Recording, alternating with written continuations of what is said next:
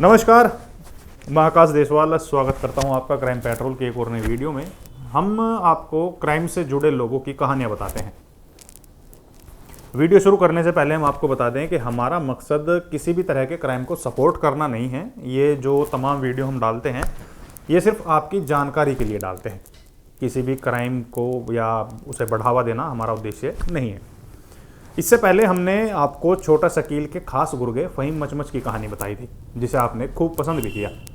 आज की वीडियो एक ऐसे शख्स के ऊपर है जिसको लेकर ये कहा जाता था कि शायद ऐसा कोई गलत काम होगा जो इसने ना किया हो, लेकिन जरायम की दुनिया में महारत हासिल करने के बाद ऐसा क्या हुआ जो इसको मुंबई छोड़कर मद्रास वापस लौटना पड़ा। चलिए इसकी स्टोरी में आपको बताते हैं। और जिस शख्स की ये कहानी है उसका नाम है वरदराजन। वरदराजन तमिलनाडु का रहने वाला था और इसका पूरा नाम था वरदराजन मुन्नास्वामी मुडलियार। पढ़ाई में मन नहीं लगता था तो उसने कम उम्र में ही काम करना शुरू कर दिया। अब काम करने और पैसा कमाने की चाह वृद्धा को 1960 में मुंबई तक ले आई। यहाँ आते ही वरदराजन ने कस्टम डॉक्स में काम करना शुरू कर दिया। वरदराजन के काम करने का तरीका कुछ ऐसा था कि लोग इसे वृद्धा भाई के नाम से बुलाने लगे। कस्टम डॉग्स में काम करते हुए इसकी मुलाकात होती है हाजी मस्तान से। अब हाजी मस्तान भी तमिलनाडु का था और ये भी, तो इन दोनों की दोस्ती गहरी हो जाती है। और ये दोस्ती इतनी गहरी होती है कि ये दोनों एक ही जगह काम करना शुरू कर देते हैं। अब हाजी मस्तान और वरदराजन डॉग्स में कोयला भट्टी के सामने खड़े होकर काम किया करते थे, जो कि बेहद खतरनाक था। हाजी मस्तान उसे हर काम की सलाह दिया करता था और अगर वरदराजन को भी कुछ नया करना होता था तो वो खुद भी हाजी की सलाह लिया करता था। अब क्योंकि हाजी मस्तान पहले से काफ़ी शातिर था तो वो इस चीज़ का उससे या फ़ायदा उठाता था या फिर यूँ कहें कि उससे सलाह लेना ज़रूरी समझता था। हाजी मस्तान ने उसे हर बार उसके फ़ायदे की ही सलाह दी। तभी हाजी मस्तान के चर्चे करीम लाला तक पहुंचते हैं और करीम लाला ने हाजी मस्तान को साथ लेकर चलने की सोची। अब करीम लाला का ठहराव, हाजी मस्तान का दिमाग और वरदराजन के काम करने का तरीका, ये तीनों ने पूरी मुंबई पर राज करना शुरू कर दिया। यानी ये पूरी मुंबई में इन तीनों का दबदबा रहने लगा। इन तीनों ने अपने अपने एरिया भी बांट रखे थे ताकि इनमें आपस में कभी टकराव न हो। वहीं वरदराजन तेजी से आगे बढ़ने लगा और इसकी रफ्तार को देखकर हाजी मस्तान और करीम लाला भी चुप थे।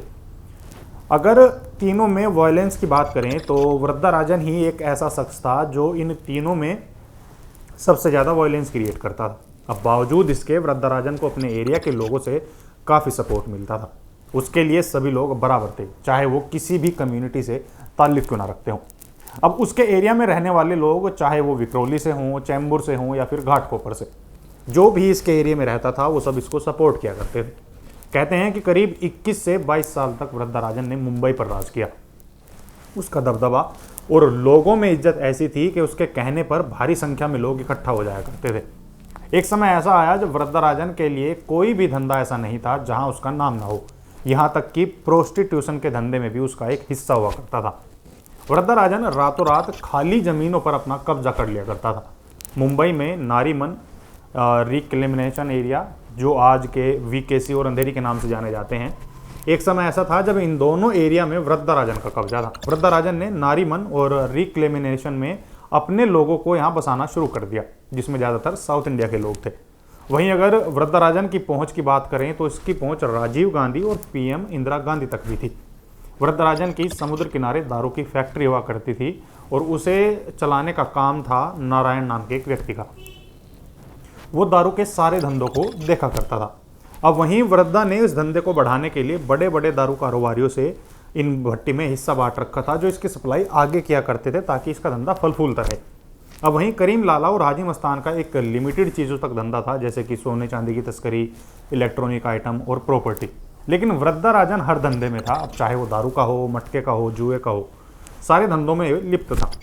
वरदा का रुतबा ऐसा था कि आम लोगों से लेकर पुलिस वालों तक उसकी इज्जत किया करते थे। हालांकि पुलिस इज्जत करती थी, इसके पीछे की एक वजह थी, वो थी पैसा। लेकिन समय के साथ साथ उसकी पुलिस से दुश्मनी बढ़ती चली गई। एक समय ऐसा भी था जब आज के समय के सबसे प्रसिद्ध नेताओं में गिने जाने वाले नेता डॉक्टर सुब्रमण्यम स्वामी भी वरदराजन से डरते थे। कहते हैं कि एक बार उन्होंने वरदराजन से बिना पूछे एमएलए का नॉमिनेशन भर दिया। जब ये बात वरदराजन को पता लगी तो वरदा काफ़ी गुस्सा हो गया और उसने दर्जनों आदमी डॉक्टर सुब्रमण्यम के घर के बाहर खड़े कर दिए। अब इस हरकत से डॉक्टर सुब्रमण्यम को चुनाव प्रचार के लिए घर से निकलने में दिक्कत होने लगी। वो अपने घर से बाहर तक नहीं निकले। अब उन्हें वृद्धा ने अपने लोगों के द्वारा ही अपने घर में नजरबंद करके रख दिया। अब चुनाव प्रचार करना था तो सुब्रमण्यम को वृद्धा राजन से रिक्वेस्ट करनी पड़ी, तो तब जाकर उन्हें चुनाव प्रचार करने की अनुमति मिली। कहते हैं कि बॉलीवुड फिल्म दयावान वृद्धा राजन के ऊपर बनी है। वृद्धा राजन के खिलाफ किसी की कंप्लेन करने तक की हिम्मत नहीं होती थी। कहा जाता है कि उस समय के कांग्रेस पार्टी के जनरल सेक्रेटरी जी.के. मुप्पानार, जो कि तमिलनाडु के थे, वो वृद्धा के साथ उनकी काफ़ी बनती थी। वृद्धा राजन ने मुंबई के जिस एरिया में अपने लोगों को बसाया था, वहाँ उनके लिए बिजली पानी जैसी सुविधाएं भी वो मुहैया कराता था। अब जिसके बदले में वृद्धा लोगों से मोटा पैसा लिया करता था, क्योंकि इसके लिए फ्री कुछ नहीं था। हर चीज़ की ये एक इसकी अलग कीमत थी जो उन लोगों से वसूलता था।